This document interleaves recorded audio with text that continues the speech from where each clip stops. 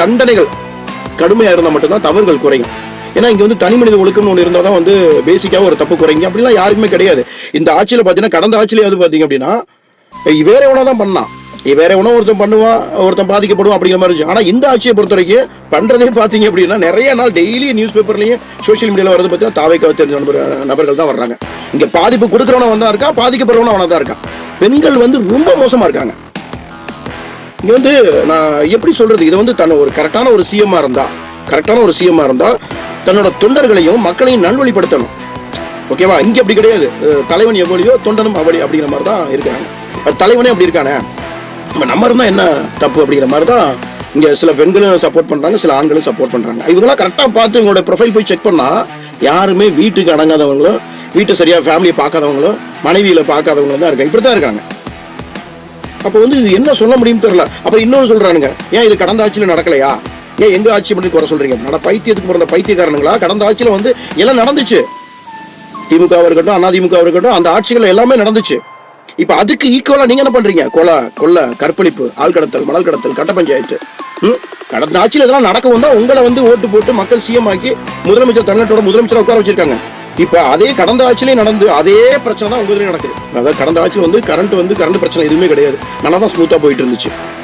ஓகேங்களா? ஆட்சி மக்கள் வந்து மாற்றத்தை விரும்புற, மயிர விரும்புற அப்படின்னு சொல்லிட்டு இப்ப பாத்தீங்கன்னா டோட்டலா கரண்ட் கட்டு, நிறைய கரண்ட் கட்டு. நைட் ஆச்சுன்னா குழந்தைகளை வச்சு தூங்க முடியல. அதை பாதிக்கப்படுறவங்களுக்கு தான் தெரியும், உங்களுக்கு என்ன தெரிய போகுது? அதை பாதிக்கப்படுறவங்களுக்கு தான் தெரியும். அப்ப வந்து உங்களுக்கு எப்படி சொல்லி புரிய வைக்கிறது? அப்ப தப்ப சுட்டி காட்டினா அப்ப நாங்க வந்து உங்களுக்கு எதிரி மாதிரி தெரியும்.